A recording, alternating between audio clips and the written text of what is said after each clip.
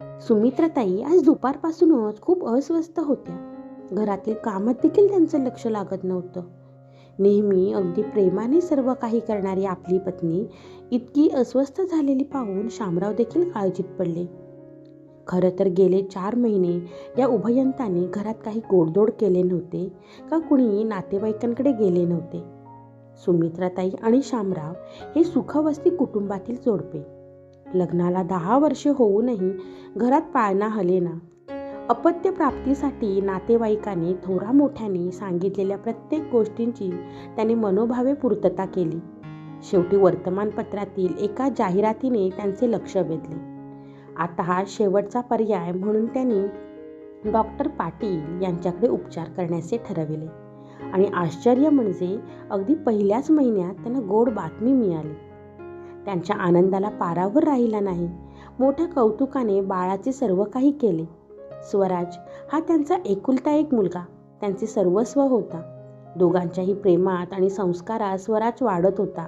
शालेय व महाविद्यालयीन जीवनात तो एक हुशार आणि अष्टपैलू विद्यार्थी म्हणून सर्वांचाच लाडका होता. पुढे स्वराजने महाराष्ट्र लोकसेवा आयोगाची परीक्षा दिली आणि पहिल्याच प्रयत्नात तो गट अ अधिकारी झाला. सुमित्राताई आणि शामरावांना स्वराज्याचा फार फार अभिमान वाटत होता. त्याच्याच ऑफिसमधल्या एक सुंदर आणि गुणी मुलीशी त्याचं आधी प्रेम आणि मग लग्न ठरलं. स्वाती स्वराजची होणारी पत्नी, ती देखील हुशार होती. आपल्या एकुलत्या एका मुलाच्या लग्नाच्या तयारीत काहीही कमी पडू नये म्हणून सुमित्राताई आणि शामराव बारीक सारीक गोष्टींची काळजी घेत होते. सगळे काही सुरळीत चालू होते आणि अचानक एके दिवशी एक वाईट बातमीने सगळ्याच आनंदावर विरजण घातले.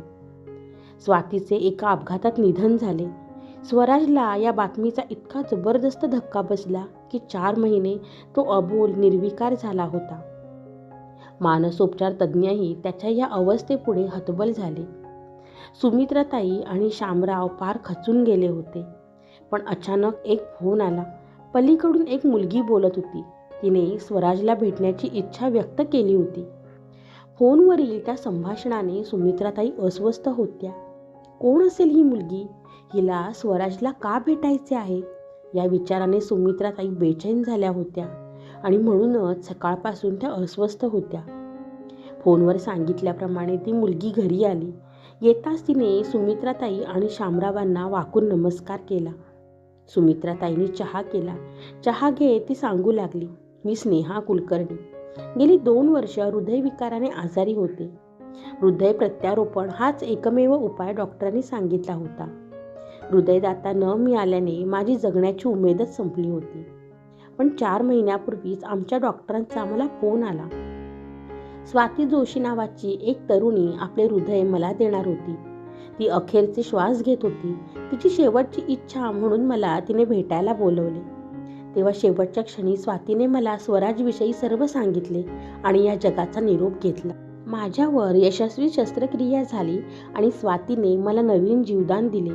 खरं सांगू, त्या दिवसापासून माझे मन स्वराजला भेटण्यासाठी आतुर झाले आहे. कृपया मला त्याला भेटू द्या. सुमित्राताई आणि शामरावांना हे काय चालले आहे हे काही कळेना. त्यांनी स्नेहाला स्वराजची खोली दाखवली. पाठमोऱ्या स्वराजला हाक मारण्यासाठी नकळतच स्नेहाच्या मुखातून शब्द निघाले, स्वरू. आणि काय आश्चर्य, निर्विकार स्वराज पटकन मागे वळला. दोघे एकमेकांकडे पाहू लागले. स्नेहाने धावत जाऊन स्वराजला मिठी मारली. स्वराजच्या डोळ्यातून घळाघळा अश्रू वाहत होते. एका हृदयाची साथ दुसऱ्या हृदयाने